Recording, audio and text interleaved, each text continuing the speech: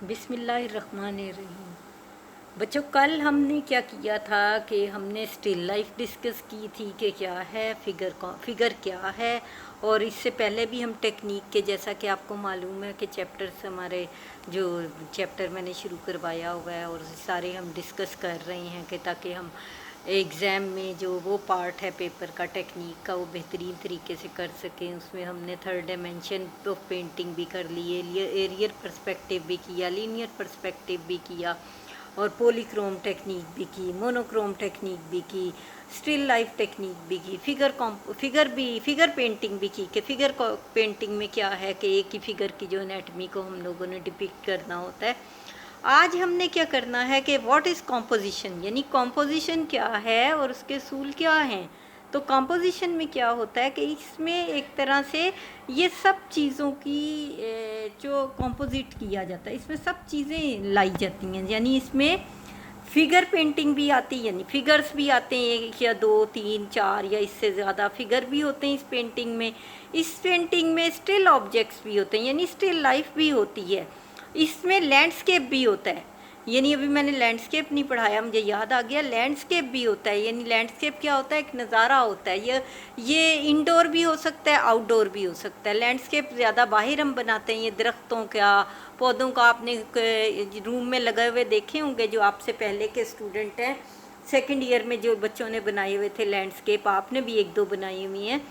تو وہی لینڈسکیپ جس میں کہ ٹریز بنے ہوئے ہیں، ڈسٹینس ہیں، آگے پیچھے ہیں، بلڈنگز بھی ہیں اس میں، اور آگے کے درخت آگے نظر آ رہے ہیں، پیچھے کے پیچھے نظر آ رہے ہیں، گریجولی مڈ میں جو ہیں وہ مڈ میں نظر آ رہے ہیں، پیچھے ہیں گریجولی پیچھے پیچھے پیچھے، اور ڈیپتھ کریٹ کی ہوئی ہے۔ تو یہ ہے لینڈسکیپ۔ اور اس کے علاوہ یہ بلڈنگ کے اندر کا بھی عموماً ہم بناتے ہیں، یہ انٹیریئر اس میں جو ہے ہم بلڈنگز کا عام طور پر آرکیٹیکچر میں بناتے ہیں۔ تو یہ اس میں لینڈسکیپ بھی ہوتا ہے۔ خیر ہم اپنے ٹاپک کی طرف آئیں، کمپوزیشن کی طرف۔ تو کمپوزیشن میں کیا ہوتا ہے؟ لینڈسکیپ بھی ہوتا ہے، یعنی کوئی بھی ویو ہوتا ہے وہ انڈور آؤٹ ڈور ہو سکتا ہے، اس میں فگر کام کسی ایک ٹاپک کے اوپر کام کر رہے، وہ بازار سین بھی ہو سکتا ہے، وہ بیگنگ سین بھی ہو سکتا ہے، وہ بچے کھیل رہے ہیں وہ بھی ہو سکتا ہے، وہ کوکنگ ہو رہی ہے وہ بھی ہو سکتا ہے، یعنی کوئی بھی کام کرتے ہوئے فگر کر رہے ہیں، اس کے اراؤنڈ اسٹل لائف کے آبجیکٹس بھی ہیں اکارڈنگ ٹو دا ٹاپک۔ جیسے اگر کچن سین ہے تو اس میں سبزیاں وبزیاں پڑی ہوں گی، کچن کی چیزیں نظر آئیں گے، اوون نظر آئے گا، برتن نظر آئے گا، کوکر نظر آئے گا، پریشر کوکر، یعنی اس کے اکارڈنگلی۔ اگر کوئی بازار سین ہے یا بیگنگ سین ہے، یعنی کوئی بیگر مانگ رہا ہے تو بازار ہوگا، گاڑیاں ہوں گی، بندے آتے جاتے ہوئے ہوں گے، وہ جو بیگر ہے اس کے آگے آپ نے دیکھا ہوگا کپڑا بچھایا ہوا ہے یا کشکول پڑا ہوا ہے، اس میں سکے پڑے ہوئے ہیں، پیسے پڑے ہوئے ہیں۔ تو یعنی اکارڈنگ ٹو دا ٹاپک اس میں وہ سارا کچھ ہوگا کمپوزیشن میں، اور اس سے ریلیٹڈ اسٹل لائف کے آبجیکٹس ہوں گے، اس سے ریلیٹڈ جو ہے وہ فگر اسی پوز میں بیٹھا ہوا ہوگا، اگر فقیر ہے تو لنگڑا یا بیمار یا اندھا آپ نے دکھایا ہوگا، اور کچھ جاتے آتے بندے کھڑے، ان کے ساتھ بچے جا رہے ہیں آ رہے ہیں، ٹیکسیاں گاڑیاں، یعنی کہ اکارڈنگ ٹو دا ٹاپک اس میں جو ہے فگرز ہوں گے، اس میں اسٹل لائف یعنی اسٹل لائف کی چیزیں ہوں گی پڑی ہوئی دکھائیں گے، اور لینڈسکیپ یعنی کہ ہو بازار کا ہے تو بازار ہوگا، باہر پارک میں بچے کھیل رہے ہیں یہ بھی ٹاپک ہو سکتا ہے، تو یہ لینڈسکیپ میں درخت وغیرہ، بینچیز، ایسی چیزیں دکھائی دیں گی۔ تو یہ جو ہے وہ فگر کمپوزیشن ہوتی، جس میں کہ تینوں چیزیں آ جاتی، فگرز بھی آتے ہیں، لینڈسکیپ بھی آتا ہے، اسٹل لائف بھی آتی، یہ ساری چیزیں اکٹھی کر کے ایک ٹاپک کے اوپر جو ایک پینٹنگ بنتی ہے اسے